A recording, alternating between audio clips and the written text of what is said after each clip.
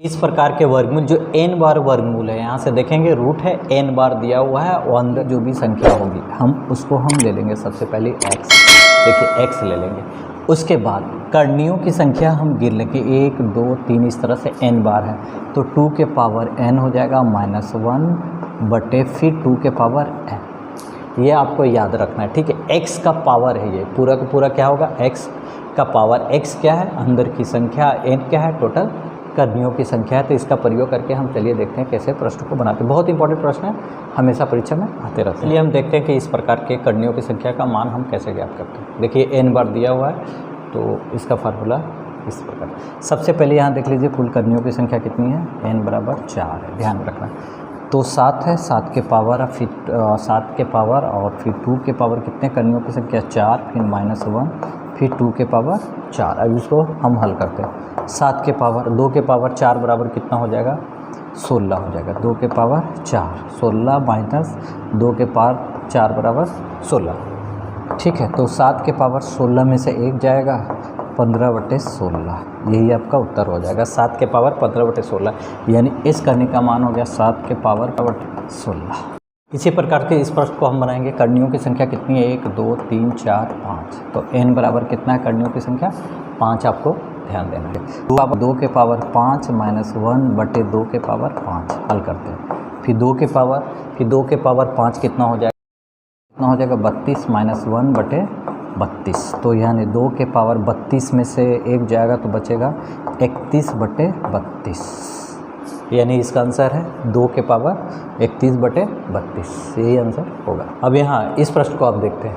n बराबर कितना है, करणियों की संख्या कितनी है, 1 2 3। यहाँ करणियों की संख्या कितनी है, 3 है, और अंदर के मान कितना है, x है। तो यहाँ 3 ले लेते हैं, 2 के पावर 3 -1 कर देते हैं, फिर 2 के पावर 3, ठीक है। यहाँ 3 के पावर 2 के पावर 3 कितना हो जाएगा, 8 -1 बटे 8, यानी 3 के पावर 8 में से 1 जाएगा, 7/8। 3 के पावर 7, यही प्रश्न का उत्तर होगा। यहाँ देखते हैं, इस प्रश्न को देखते हैं। कुल करणियों की संख्या कितनी है, 1 2 3 4 5 6, यानी n बराबर कितना है, 6। तो हम ले लेते हैं 4, अंदर की संख्या 4, फिर 2 के पावर ये हो जाएगा 6, ये करणियों की संख्या -1, फिर 2 के पावर कितना हो जाएगा 6, हम ले लेते हैं। फिर 4 के पावर, ठीक है, 2 के पावर 6 हम ले लेते हैं, कितना हो जाएगा, 2 के पावर 6 64 में से 1/64, फिर 4 के पावर 64 में से 1 जाएगा 63/64, यानी 4 की पावर 63/64। बहुत ही अच्छा प्रश्न है, बार बार परीक्षा में पूछा गया है। चलिए हम इस प्रश्न को बनाते हैं, देखते हैं।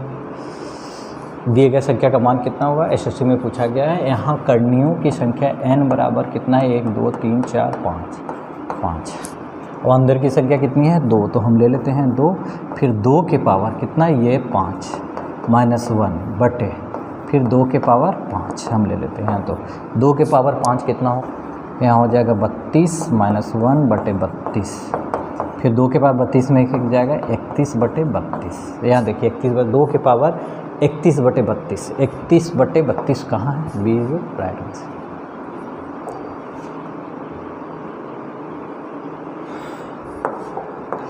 अब इस प्रश्न को देखते हैं। यहाँ करणियों की संख्या n बराबर कितनी है, 1 2 3 4 है। तो 5 के पावर फिर 2 के पावर 4 यहाँ ले लेंगे, फिर -1 फिर 2 के पावर 4 यहाँ ले लेते हैं।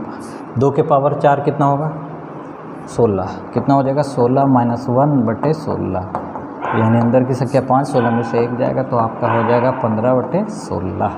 15/16, 5 के power 15/16 is c is right answer. T star पर करणियों की संख्या को बहुत ही आसानी से हम बना सकते हैं। अनंत तक के भी करणियों की संख्या को हम बहुत ईजी से निकाल सकते हैं।